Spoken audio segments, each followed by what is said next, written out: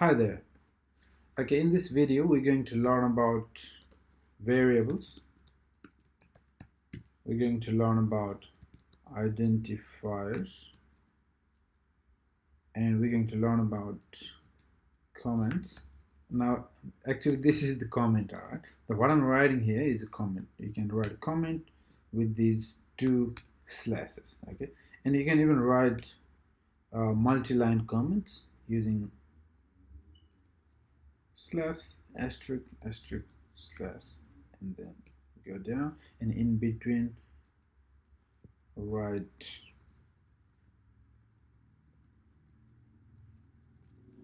multi-line comments. Okay, so this way you can write multi-line comments, this way you can write single line comments. Okay, so we already covered our comments, which is great. Okay, we can learn about variables, identifiers. We already learned about comments, which is great. What else we can learn? We're going to learn about statements.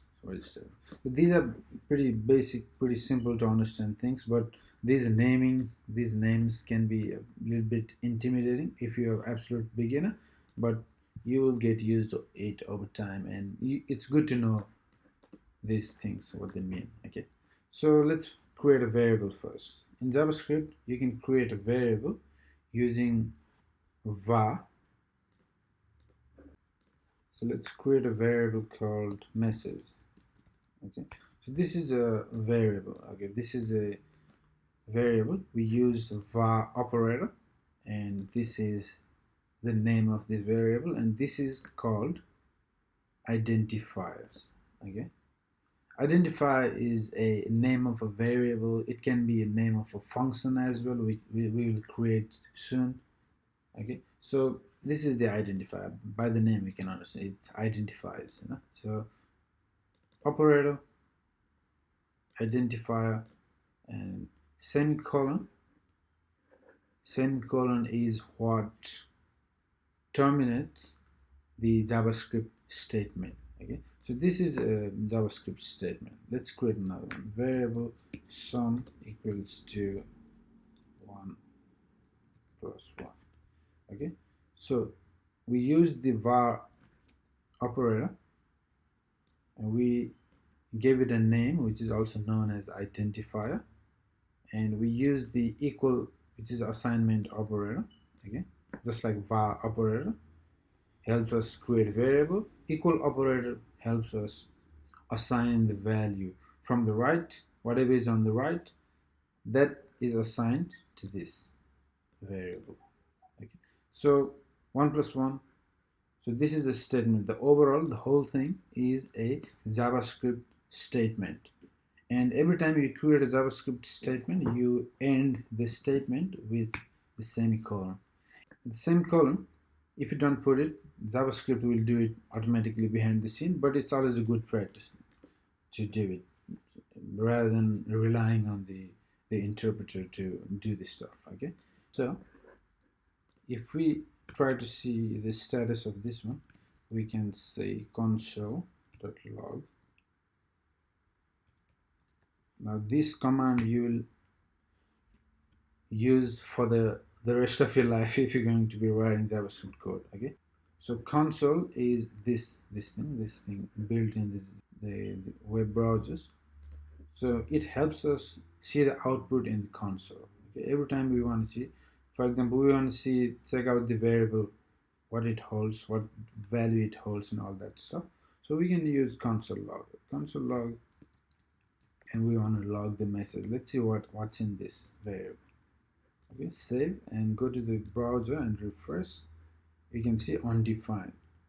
So by default, every time you create a variable, by default, unless you assign any value, it will have this default value of undefined. Okay, but as soon as you assign some value to this one, message equals to either. Okay, so now not only that I declared a variable, I assigned a value to that variable as well. So if I console log now and refresh, as you can see, hi there, undefined was the default one, but now that I have assigned the value, it is output. We can see the output. So it's pretty simple.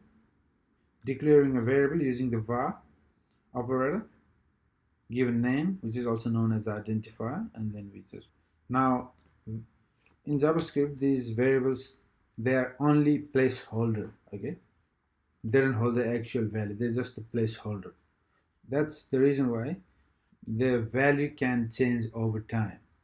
For example, here I said I gave the value of hi there, but now if I assign a new value to this one, let's say 100.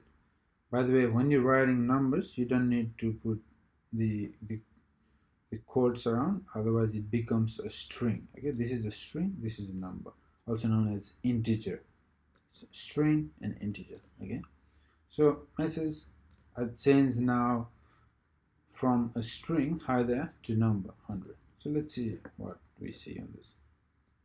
As you can see, it's changes. So variable, as you can see, it's what it holds varies, you know.